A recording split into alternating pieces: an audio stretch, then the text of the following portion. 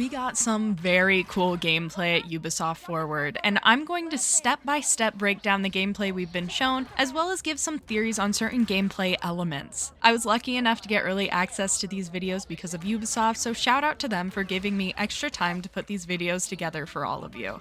I'll be starting with just the first big bit of gameplay today and covering the other ones in the next few days, so keep an eye on the channel, but let's get into it.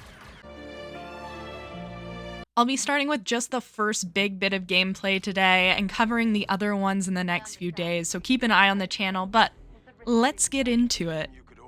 Alright, on to the first big bit of gameplay. This gameplay is Kay on a high-stakes job to destroy data on an Imperial space station. To do this, she has to help a Galatian named Bosnok on board the Trailblazer and get them back to Gorak, the leader of the Pike Syndicate. We start off this gameplay with a nice look at what Nyx can help us with. From the HUD and what's available, we can see some of the options Nyx provides. Nyx can survey the area like we see here to locate puzzle items, chests, and things to interact with, as well as seeing through walls. He can fetch weapons and items for you, push buttons for you. As we can see here, he can attack enemies and pickpocket their weapons and other things. He can do some sort of grenade detonation, as well as blow up canisters to damage enemies or give you somewhere to hide. Or he can cause distractions like this cute little play dead he does to distract this stormtrooper. We also get to see a cool look at Kay's melee takedowns right here. Let's take this time to look at the HUD for the game. The HUD is very simplistic but has multiple things we can easily see. From Nyx controls and Nyx scans in the corner, we can also see how to access our bag or inventory, I assume, as well as some sort of music icon kind of on the right. I'm curious if this is some sort of distraction technique used for stealth. Then we have the stun cooldown and what blaster settings we're on and how to change it. And finally, on the bottom we have our ultimate or adrenaline rush feature in the corner we will see in action later. Up top on the right we have our missions listed out, and then right up top in the middle a compass and directional markings for where we need to go to achieve our goals.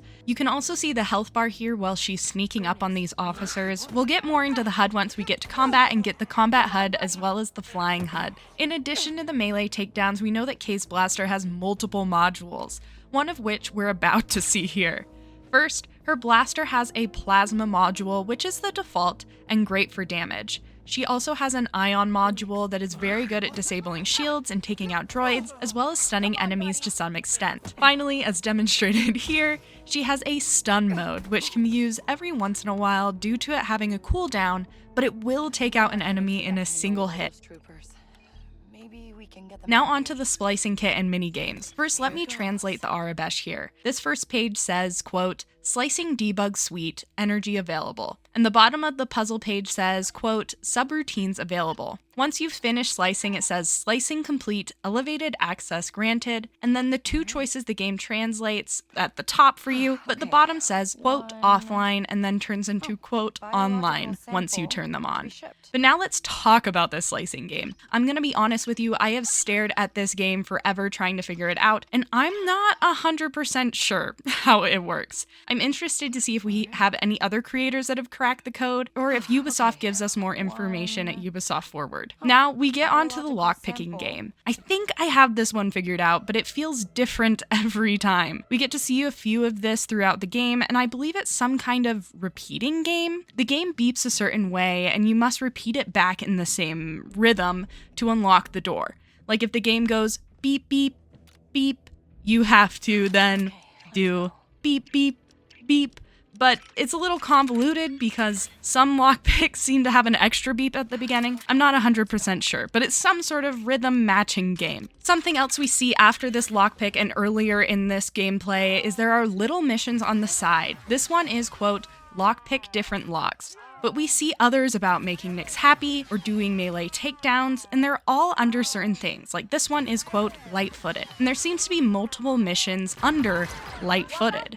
I wonder if this is a way to unlock XP or maybe even certain skills. Now we get into the combat. First, let's look at the warning symbols above the enemy's head. Once the enemy first sees you, you get a yellow question mark above their head, and once they know you're there and you're a threat, it turns into a red exclamation mark, letting you know what enemies know that you're there. Now let's take a look at the new HUD elements. We can better see the health bar at the bottom, and once we get some healing stims, we will also see those down at the bottom too. We also get a cool show of how we can shoot canisters and containers around the space to cause explosions and distractions, as well as using nicks to grab guns and grenades and stims in our immediate vicinity. We also get to see the cooldown mechanic that will look very familiar to those who have played Battlefront 2 before, allowing you to cool down your gun quicker if you can hit the button in the blue or the orange zones. Something else cool we get to see is the use of the Adrenaline Surge, which is basically, it seems, a Deadeye type ability where you can select multiple enemies to get direct headshots on. This seems like it's only a few now, but I wonder if we can level it up throughout the game to take out more. And finally, how the health system works.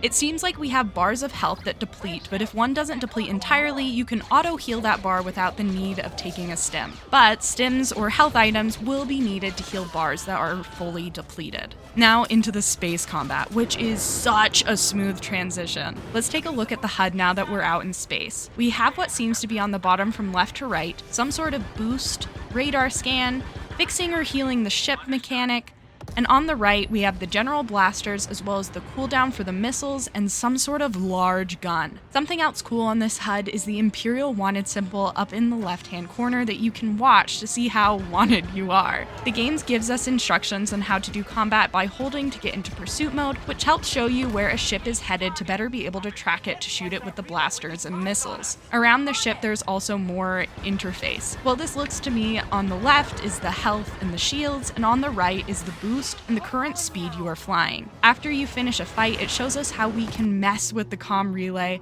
to remove our wanted level once you are away from enemies. Now we get a cool look at the travel onto the planet. It looks like you fly up to a planet and it will give you all of the potential destinations you can travel to, and then it will fly you down to land.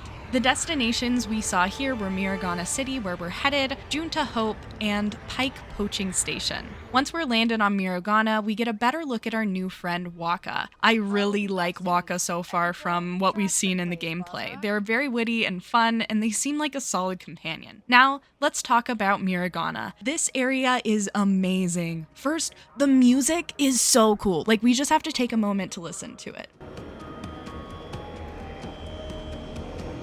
I also just love how lived in and full the world feels. They have such a good number of people, and the way all the textures and areas look are just stunning. We can tell just by this walk that the Empire is very prevalent here, as well as the Pikes. I was so inspired by the many signs and cool things that I have translated some of them for you. This sign right here on the right reads, quote, "The hidden mounds, visit now." I wonder if this is an outside touristy area we'll be able to visit in the game. Also, while walking through this area, we get to call to play some sabacc against some high rollers. I am very excited to see how sabacc is involved in the story. I have been waiting for another game to match how much I enjoyed Gwent from The Witcher, so I am hoping sabacc will be similar to Gwent in that we will have tournaments we can play, perhaps Lando being one of the leaders of those tournaments. Alright, and now more our best translations. On top of this building, it just reads Cantina. The sign on the left inside reads, quote, "Markle's VIP Lounge, Gambling Parlor." You can also see this sign a ton inside. Something pretty cool is the screens on the side to your right now read, quote, "Speeder Shop" and, quote, "New," which I am wondering if these are areas where we can purchase something or if these are just advertisements. The sign by the door reads, quote, "Entrance," and once you get into the cantina, there's a large sign on the right that just reads, quote, "Markle's," which I assume is the name of the cantina. I am wondering if we possibly purchase drinks in the bar here, and we already know this is where you gather intel and get new missions, so I can't wait to see how that all works. The sign by the Pike's entrance reads, quote, "Garage Service," and the next sign in front of us reads, quote, "Kessel Sabacc." I'm assuming this is the name of the type of sabacc that we will be playing in this game. That's all I could actually read within the zone, but I think it's very fun just how many signs there are. If you're overly nerdy like me, you can sit and read. We get the start of the conversation. I'm very intrigued to see how the reputation system will work as you go along in this game. I'm kind of sad we didn't get to see more of this conversation and how it went down. In the preview that we got a little bit more of the conversation where Kay gave the Pikes something and the Pikes gave her something, and this is probably the part of the game that I'm most interested in, the reputation system. But there you go. A nice run through of a lot of the cool new stuff we got to see in this gameplay. We have 2 more gameplay sections to go over, and I will do those in other videos, but this one I think had the most new things and the biggest impact and show of the world and what we're going to experience in the game. And I am so excited for this game. The only thing I'm missing now that I was hoping to see was Sabacc gameplay and more of Tatooine, but I'll be patient, I promise. Let me know in the comments what your favorite thing we got to see in this gameplay was. And as always, thanks for watching. May the Force be with you. Goodbye!